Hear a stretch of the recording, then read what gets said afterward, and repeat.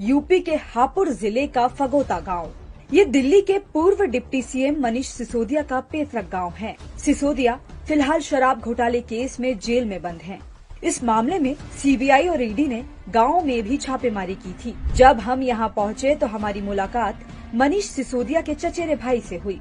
उन्होंने गांव में मनीष की प्रॉपर्टी से जुड़ी कई बातें बताई। जब उनकी जांच हुई, ईडी वाले भी आए, सीबीआई वाले भी आए, ये सब लोग यहाँ आए। इन्होंने पता किया, मुझसे भी और भी गांव के बहुत सारे लोगों से पूछा। इन्होंने 1 सेंटीमीटर भी जमीन, कोई प्रॉपर्टी किसी तरह की ना गांव में खरीदी और ना अब है। इनके पास जो संपत्ति है वो दादा लाई है।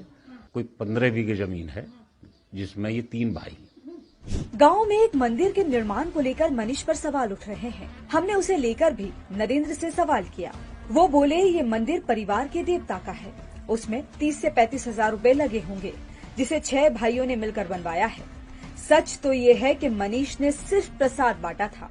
एक किस्सा साझा करते हुए नरेंद्र कहते हैं कि गांव के एक व्यक्ति ने उसी मंदिर के लिए मनीष से चंदा मांगा था, लेकिन मनीष ने उसके लिए भी मना कर दिया और ये और कह दिया लोगों से, सुनो कि हाँ तुम रात को इतने पीते हो, गांव में लोग शराब पीते हैं, इनसे कहो कि ये 1 दिन की शराब बंद कर दें और इसे चावल में लगा दें। 1 रुपया नहीं दिया था इन्होंने।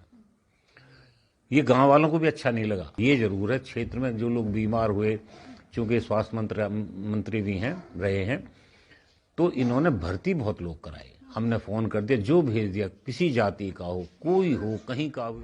यही हमारी मुलाकात नरेंद्र की पत्नी और मनीष सिसोदिया की भाभी से हुई। वो उनसे थोड़ा नाराज दिखाई दी। कितनी बार मैंने मनीष से कही, उसकी घरवाली से भी कही, पर वो ट्रांसफर मेरा हुआ ना। किसका ट्रांसफर था? मेरी बहन का, मामा की लड़की का। मामा की लड़की का? हाँ। तो वो क्या ट्रांसफर का किस्सा था? वो दिल्ली से दिल्ली में ही कराना उन्हें। हाँ। और स्कूल में पढ़ाती थी और ये मनीष के हाथों में वो सब स्कूल। हाँ। तो वो बोली कि मेरा बहन इसमें हो जाएगा ट्रांसफर, मैं नजदीक हो जाऊंगी, मेरे बच्चे छोटे हैं, मेरा ये करा दो, तुम्हारे देवर हैं। उन्होंने नहीं कराया। 3 साल हो गए कहते। मनीष का गांव में भी घर है, लेकिन वो भी उजड़ा नजर आता है। ये घर जैसा इनके बाबा छोड़ के गए थे, इस घर में उसके बाद एक ईंट भी इन्होंने नहीं लगवाई। मनीष सिसोदिया ने यहाँ पर ना कोई संपत्ति खरीदी, ना अपने घर पर कोई दावा किया और ना उस घर को रेनोवेट किया। मनीष सिसोदिया ने फगोता के पास कलोंदा गांव के एक स्कूल से 12वीं तक की पढ़ाई की। कॉलेज के प्रिंसिपल अरविंद कहते हैं कि वो एक अच्छे व्यक्ति हैं, लेकिन कभी किसी की सिफारिश नहीं की। कुछ चीजें ऐसी होती हैं, जो पॉलिटिक्स में आदमी पहुंच जाता है तो हमें लगता है कि अपने रिश्तेदार को नौकरी लगवा दें, किसी और को लगवा दें। तो हम लोग कभी इस तरह के कामों को लेके गए तो उन्होंने साफ तौर पर मना कर दिया। हम गए उन चीजों को लेकर कि सर कोई जेन्युइन काम हो तो बताइए सर, मैं सिफारिश नहीं कर सकता इस चीज को। ये इतना कहना एक पॉलिटिकल आदमी के लिए, मैं समझता हूँ वही कर सकता है जो जेन्युइन है। अब मैम इस चीज को लेकर पूरे क्षेत्र में नाराजगी है। इस चीज को ये अब या तो उनकी जेन्युइनिटी मान लीजिए, ईमानदारी मान लीजिए, या जो भी है, क्षेत्र के लोगों के काम नहीं किए उन्होंने।